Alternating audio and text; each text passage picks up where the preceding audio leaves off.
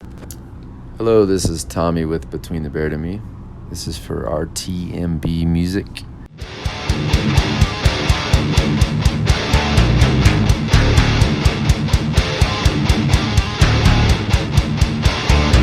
The future,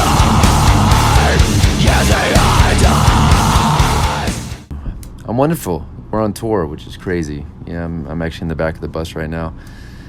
We had a day off, so that was much needed for me since we're doing 2 sets, almost 2.5 hours of music this tour.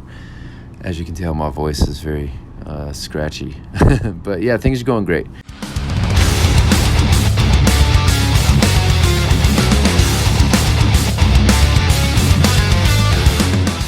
Yeah, we were planning on writing at some point. I don't know if we would have done the tour we're actually on right now first and then wrote. So we actually started writing a little earlier than we had planned. But yeah, as far as I don't think the album would have been a whole lot different, honestly. I don't know, man. I mean, honestly, I think bad situations kind of create good art. So I don't think the album honestly would be as good if we had not dealt with the pandemic. I think it put a lot of fuel into us and really kind of, put us in a place where we really had to step it up and, write some really good music.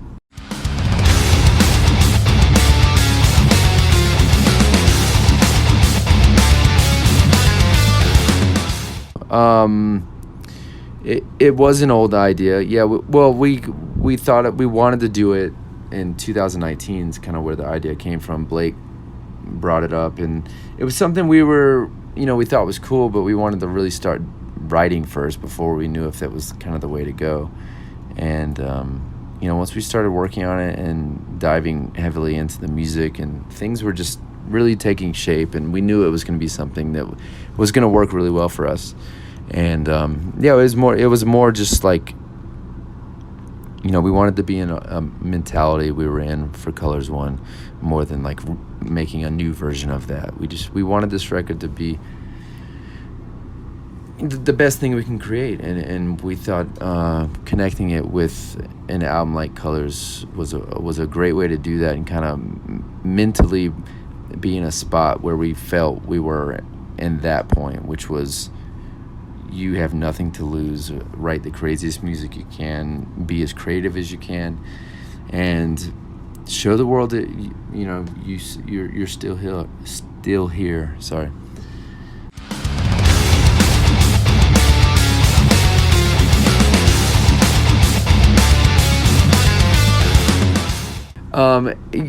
They come along the way. There's there was a few things we knew we wanted to kind of elaborate on, like the one of the parts in Answer the Sky we kind of worked on a little bit before.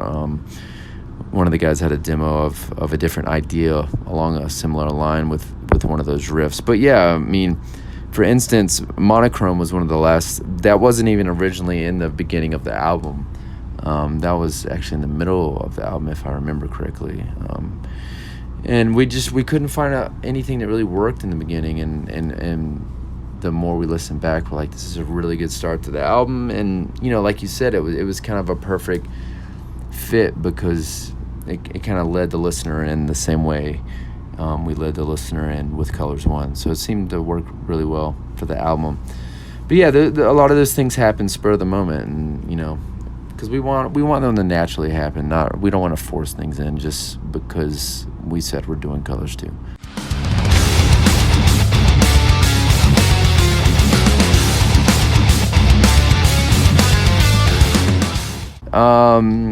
That song, honestly, I wrote that with, I didn't think it would ever be anything for Between the Bear to Me, and I sent a few ideas. I had a few things written that I kind of knew was a little off for us, a little bit different for us, and I just wanted to see if anything kind of stuck out to the guys. And instantly they I don't know, they thought Turbulent was really cool, and I don't know, it was honestly as simple as I sent a demo, and that slowly became the song.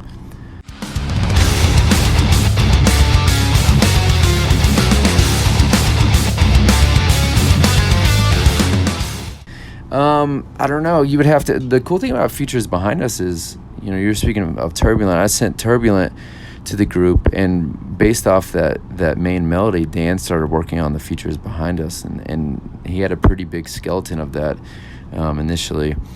And it just turned into this really, really different song. I have no idea if Rush was an inspiration for him. I mean, I don't know. I mean, inspiration's tough, because it's not like we're the kind of band that listens to a song and tries to write a song just like it.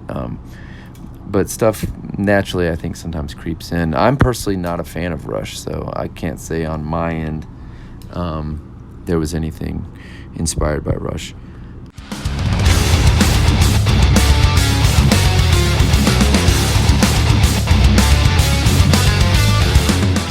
Honestly, we don't think of any of that stuff. Yeah, I mean, for us writing, these album, it's a capsule. It's supposed to represent a time period, and how you're writing in that moment, how you're feeling in that moment, and we don't want to. We've never been the type of band that the current landscape of music or our genre or wherever we fit in, which we still don't really know. We don't want that to influence what we write. We want things to come out of us that feel good and that feel natural and aren't forced in because we feel like they need to be forced in. So we're essentially writing what we really love to write, and it is a perfect representation of us in this moment. And I feel like we've been pretty true to that, since day one.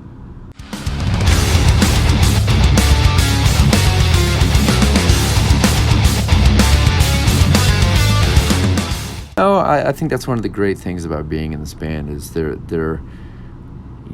don't really frown upon each other, sending weird ideas or trying new things. And, for us, we've gotten really good at knowing if something works or not. And we have very thick skin in the sense that no one takes offense if something doesn't work, because I think if something doesn't work or not. And it's not that it's bad. It's there was, I think, a couple almost full songs that were kind of demoed out for this album that just didn't work. It just didn't fit the landscape of what the album was becoming. And it's not that anything was bad. It just didn't work. And that stuff happens all the time. It's not because it was too weird or we were restraining anything. It was just it didn't fit the song or it didn't feel right. A lot of this stuff is based off of feeling. You either know if a song, that's how a lot of writing happens anyway. It's like the next step, you need to feel if that works well. And I think that's what we've gotten really good at, is transitioning amongst songs into other songs and making things feel right. And even when you do genre jump, what people call it, it's like it needs to feel good and not jump around and feel like a mess.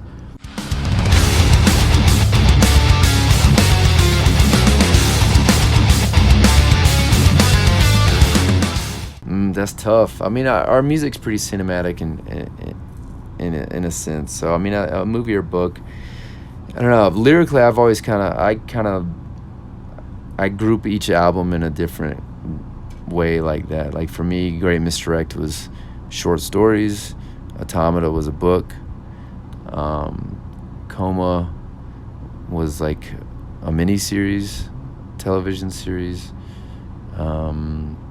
Trying to think, what's the Parallax was a movie, which I think is pretty obvious. And this new one, it felt more like a journal. So that, those are that's lyrically. I'm not speaking of the album musically and as a whole.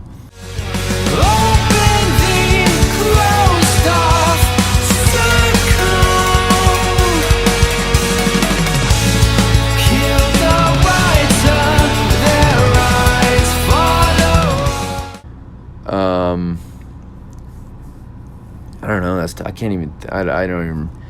Like thinking back on Colors 1, it was another lifetime ago. We were really. Things. Both albums, I feel like we felt really creative and things.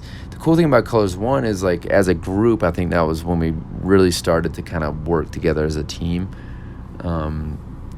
With Colors 2, it's like we've written so many records together, so it's like that that's gotten so much better. We're just phenomenal force when it comes to working together and being creative together.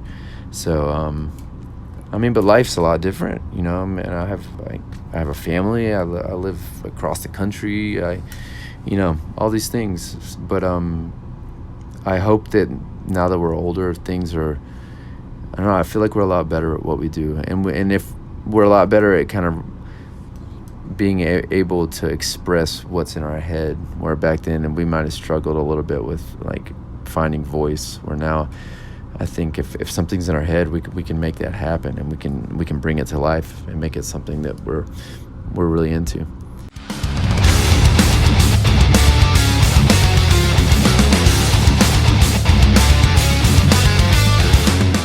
Did someone put something into your water when you wrote Parallax 2? Is it true that a hippie did it? No, but that was fun to write. That was a crazy record. Yeah, it was such a big undertaking for us, and I think it kind of made us realize that we can do a lot more than we thought we could.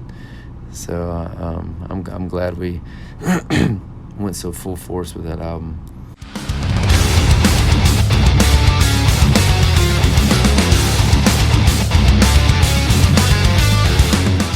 God, that's tough. I really don't know. I'm sorry. I would have to look at my iTunes.